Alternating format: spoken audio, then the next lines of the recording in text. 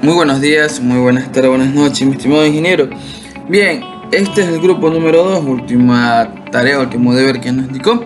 Bien, quien les presenta, quien estamos aquí es Lenin Andrés Andrades, Carlos Javier Piloso y quien le habla Ricardo Andrés Ortiz, ¿no?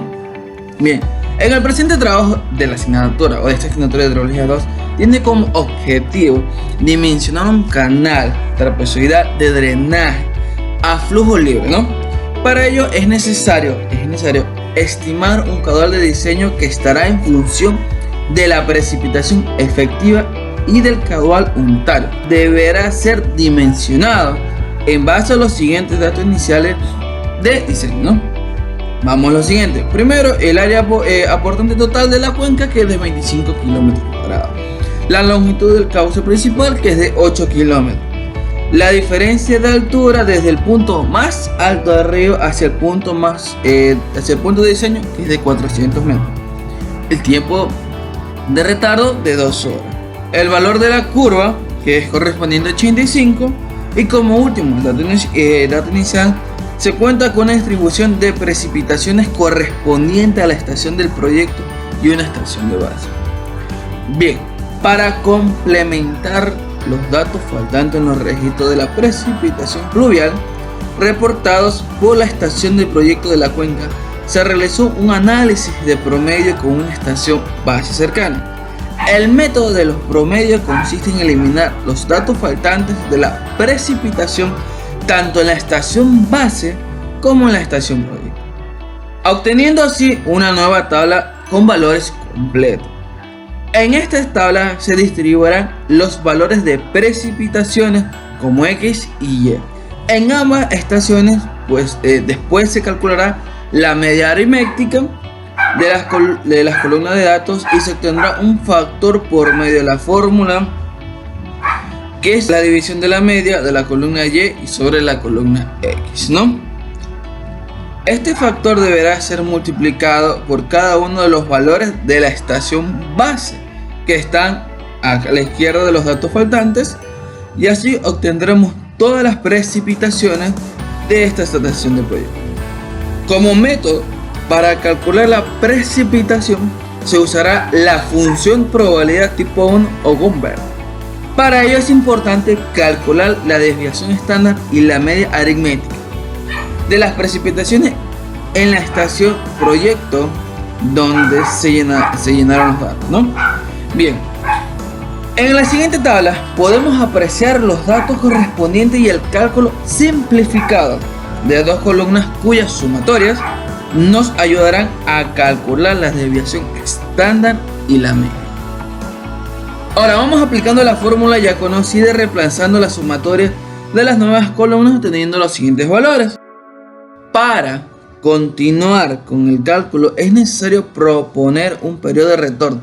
Debido a que existen pequeños caseríos a lo largo del canal, se debe delimitar una zona federal para seguridad de los pobladores, ¿no?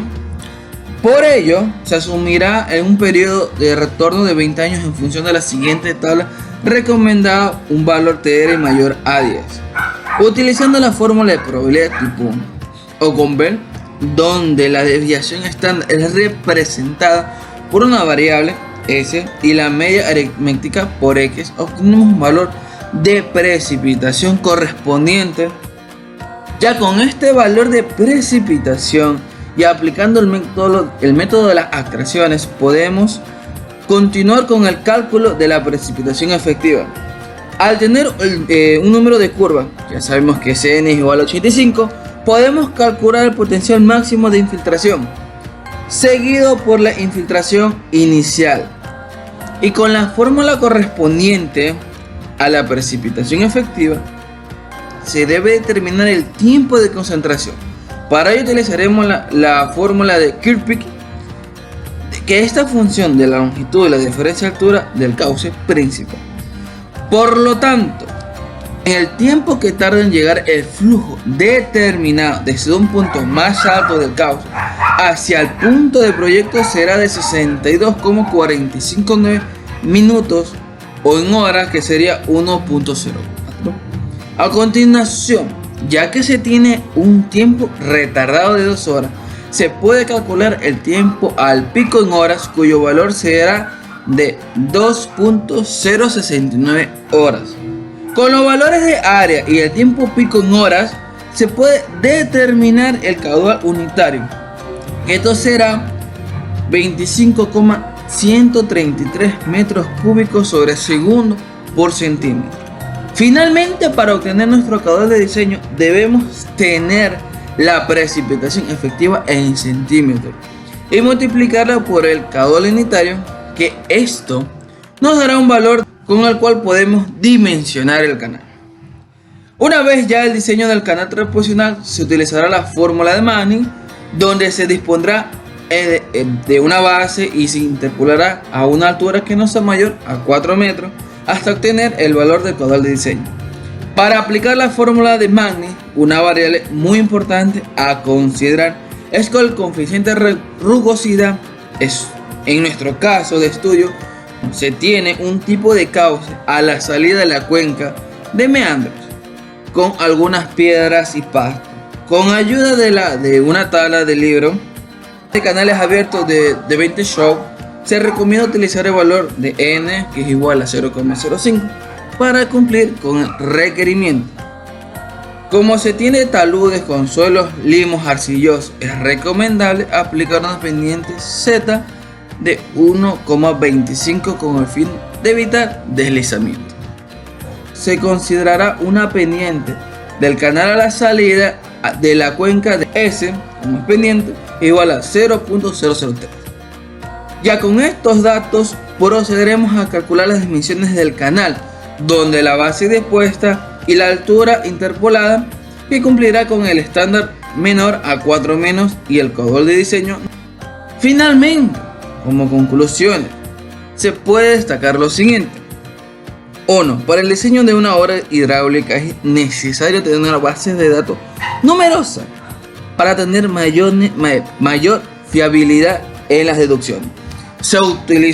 Como segundo, se utilizó el método de los promedios para llegar a los datos faltantes.